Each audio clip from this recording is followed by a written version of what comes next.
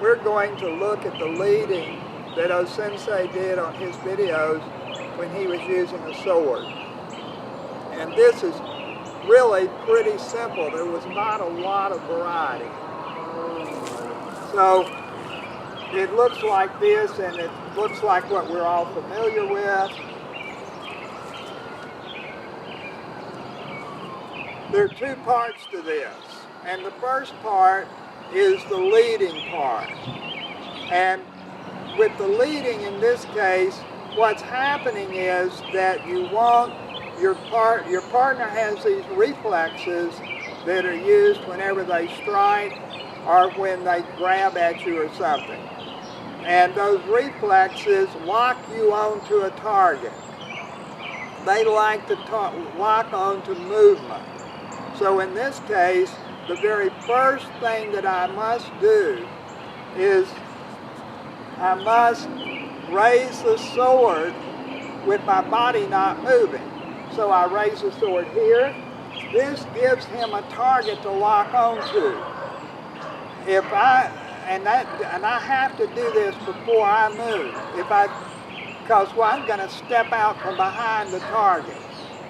So doing it this way, this comes up, and then I step out from behind the target. If I step, as soon as I raise the sword, then I stay behind the target, and I get hit. So that would look like this. And that's not a good scenario. So here are the two parts.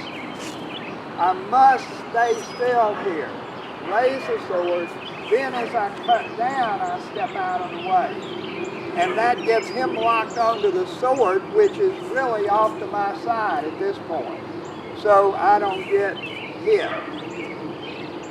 There's one other way that he did this, and this is his basic motion. He didn't do this very many times. What we just looked at is the main thing. The other thing that he did would be when he goes, and the critical, and you can do this to both sides, either side, so we could do this way.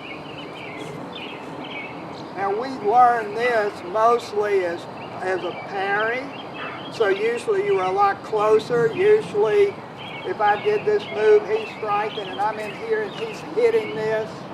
But that's not what we're doing, and that's not what sometimes you do that. It can be used that way, but the most exciting way to use it is leading. Now we're doing this with shinai rather than with boken, and the reason for that, and this is just split bamboo covered with leather. It's a basic Aikido shinai. In class, normally we use PVC with foam over it because we can build those for $3 or $4, and these, I don't know, I bought these 30 years ago for around $50. They're probably $150 now. I don't know what they are now. But to train this, you can't use wooden tools because Uki has to try to kill Nage. That is, Uki has to really try to hit Nage like you would do in a real fight. If you have wooden tools, Uki is not going to cave in. At least the Ukis that I train with are not going to kill their partners.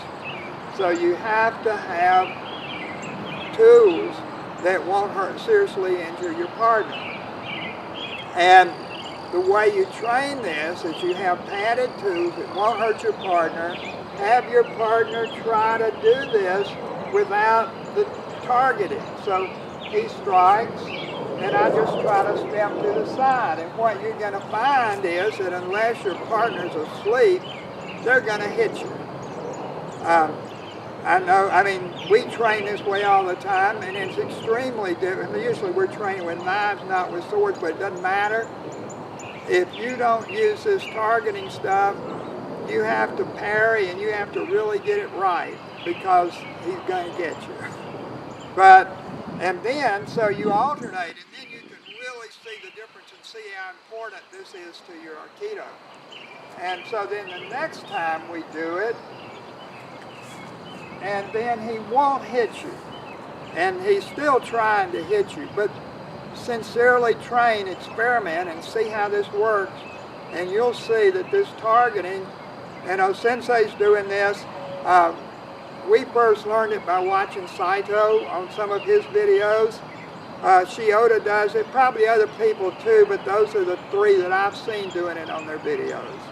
But this works, this is very, very important, and I think it should generalize into all your practice, not just your sword work.